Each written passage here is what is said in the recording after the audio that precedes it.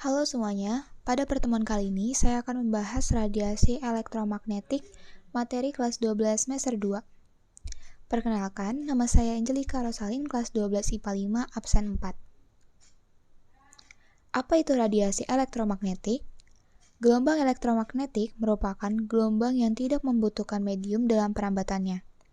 Energi elektromagnetik merambat dalam gelombang melalui beberapa karakter seperti panjang gelombang, amplitudo, frekuensi, dan kecepatan. Apa sifat dari radiasi elektromagnetik? Yang pertama, merupakan gelombang transversal. Yang kedua, merambat dalam ruang hampa. Yang ketiga, mengalami pemantulan, pembiasan, interferensi, difraksi, dan polarisasi. Yang keempat, arah perambatannya tidak dibelokkan oleh medan magnet maupun medan listrik. Yang kelima, terjadi perubahan medan listrik dan medan magnet yang berlangsung secara terus-menerus. Spektrum gelombang elektromagnetik. Spektrum gelombang elektromagnetik dengan urutan dari panjang gelombang terbesar atau frekuensi terkecil ke panjang gelombang terkecil atau frekuensi terbesar terbagi menjadi 7 macam gelombang, yaitu yang pertama yaitu gelombang radio, gelombang mikro, sinar inframerah, cahaya tampak, sinar ultraviolet, sinar X, dan sinar gamma. Lalu, apa saja manfaat dari gelombang elektromagnetik? Yang pertama yaitu gelombang radio. Gelombang radio digunakan untuk mentransmisikan sinyal pada jarak yang sangat jauh dan mentransmisikan sinyal komunikasi berupa siaran radio dan stasiun TV. Yang kedua yaitu gelombang mikro. Gelombang mikro digunakan untuk berkomunikasi melalui radar dan mendeteksi posisi suatu objek yang diamati. Yang ketiga, sinar inframerah. Teknologi pada kamera CCTV atau alat militer yang bisa menerawang di malam hari atau dalam keadaan gelap. Yang kedua digunakan sebagai alat medis. Untuk manfaat yang lain bisa kalian lihat di PPT berikut ini. Selanjutnya ada energi gelombang elektromagnetik. Aliran energi dalam gelombang elektromagnetik dinyatakan dalam laju energi yang mengalir per satuan luas atau daya persatuan luas. Rumusnya, E sama dengan E maksimal dikali sin dikali bilangan gelombang X dikurang omega T, dan rumus B yaitu B maksimal dikali sin dikali bilangan gelombang X dikurang omega T. Sekarang kita masuk ke radiasi benda hitam. Radiasi benda hitam adalah sebuah radiasi elektromagnetik termal yang terjadi di dalam atau di sekitar benda dalam keadaan setimbangan termodinamika dengan lingkungannya atau saat ada proses pelepasan dari benda hitam tersebut. Benda hitam adalah benda yang buram dan tidak memantulkan cahaya. Selanjutnya, sifat dari spektrum cahaya benda hitam yang ideal, yang pertama yaitu benda hitam yang lebih panas akan memancarkan lebih banyak yang memenuhi seluruh panjang gelombang. Hukum Stephen Boltzmann. Hukum Stephen Boltzmann menyatakan bahwa jumlah energi yang dipancarkan per waktu dari satuan luas permukaan benda hitam ideal akan sebanding dengan kekuatan keempat suhu absolut benda hitam tersebut.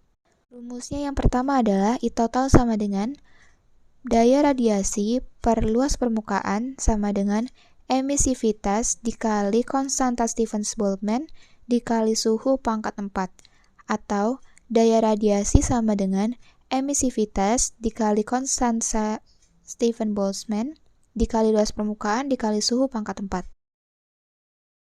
Hukum perpindahan Wien. Hukum perpindahan Wien menjelaskan tentang bagaimana spektrum radiasi benda-benda hitam pada suhu berapapun berkorelasi dengan spektrum pada suhu yang lainnya. Intensitas dari spektrum dapat dinyatakan sebagai fungsi panjang gelombang ataupun fungsi frekuensi. Berdasarkan percobaan Wien dapat diperoleh persamaan seperti berikut ini. Panjang gelombang untuk intensitas maksimum dikalikan suhu sama dengan tetapan geseran Wien. Teori Planck.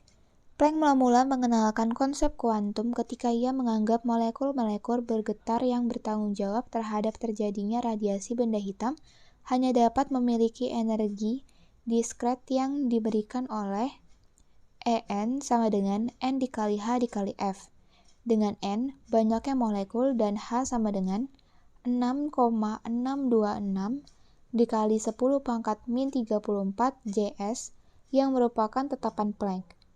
Molekul-molekul memancarkan energi atau menyerap energi dalam satuan diskret disebut kuantum atau sekarang yang disebut foton.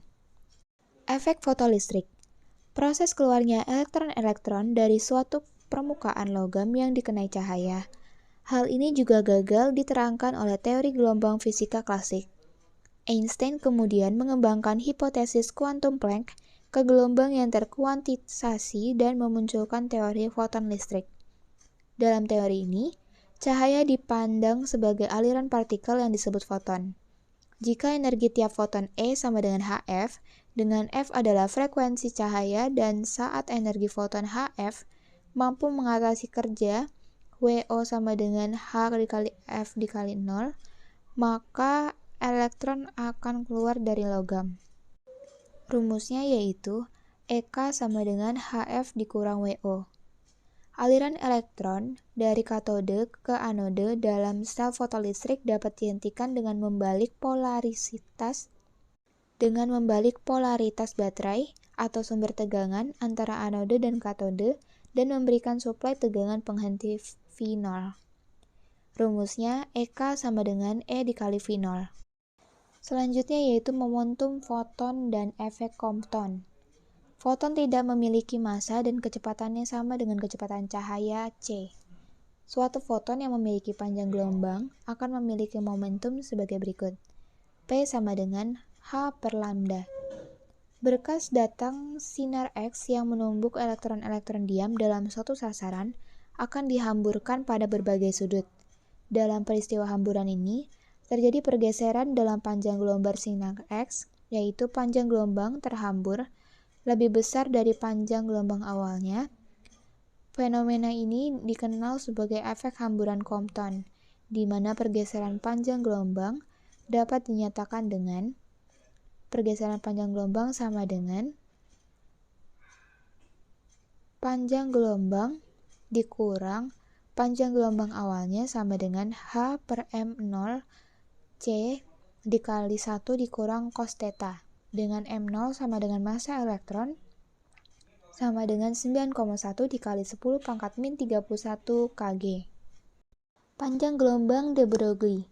De Broglie mengusulkan sifat dualisme gelombang partikel, yaitu materi apapun memiliki sifat sebuah gelombang diwakili panjang gelombang dan sifat sebuah partikel diwakili momentum P. Panjang gelombang de Broglie dapat dinyatakan dengan panjang gelombang sama dengan H per P sama dengan H per M kali V. Yang terakhir yaitu sifat gelombang dan sifat partikel.